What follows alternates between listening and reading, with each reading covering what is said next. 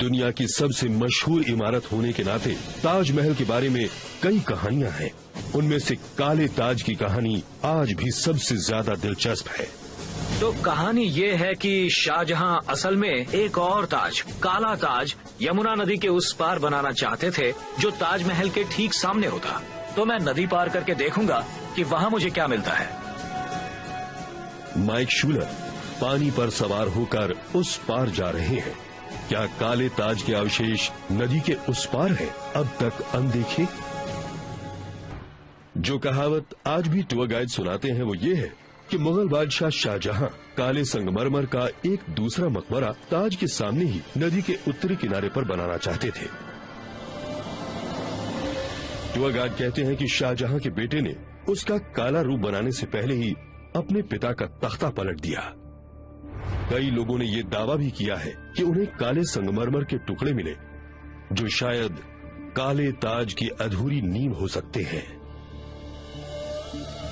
लेकिन उन हजारों टूरिस्ट को जो ताज के खेमों से नदी के उस पार देखते हैं, बंजर धरती से ज्यादा कुछ नजर नहीं आता। जांचकर्ता माइक शूलर नदी के उस पार जा रहे हैं, काले ताज के किस्से के बारे में सबूत ढूंढने। आर्कियोलॉजिस्ट जॉन फिट्स नदी के उस पार माइक से मिलते हैं। उन्होंने यहाँ के खंडहर में 10 साल खुदाई की है और क्योंकि उन्हें कोई ठोस सबूत नहीं मिला, इसलिए वो मानते हैं कि काले ताज की कहानी मनगढ़ंत है। मैंने ये बात सुनी है, ये मशहूर कहानी कि शाहजहां असल में ताजमहल की एक हूबहू नकल काला ताज यहाँ बनाना चाहते थे काले संगमरमर से। ये उसी की नींव जैसी लगती है ना? ये नींव जैसी लगती है, मगर ये ताज की नींव नहीं है।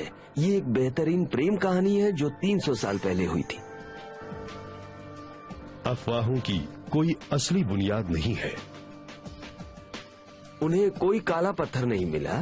तो ये काले ताज की नींव नहीं है? पत्थर नहीं, कोई काला ताज नहीं था।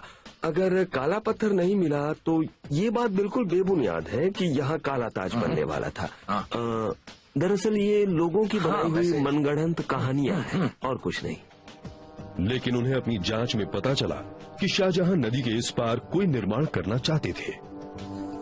एक और इमारत नहीं, बल्कि वो मेहताब बाग यानी मूनलाइट गार्डन बनाना चाहते थे। यहाँ एक भव्य 8 कोनों वाला फव्वारा हुआ करता था, एक विशाल कुंड जिसमें से करीब 25 फव्वारे निकला करते थे। यहाँ दरबार भी लगता था और शाहजहां को खासकर इस कुंड के उत्तरी छोर पर बने मंडप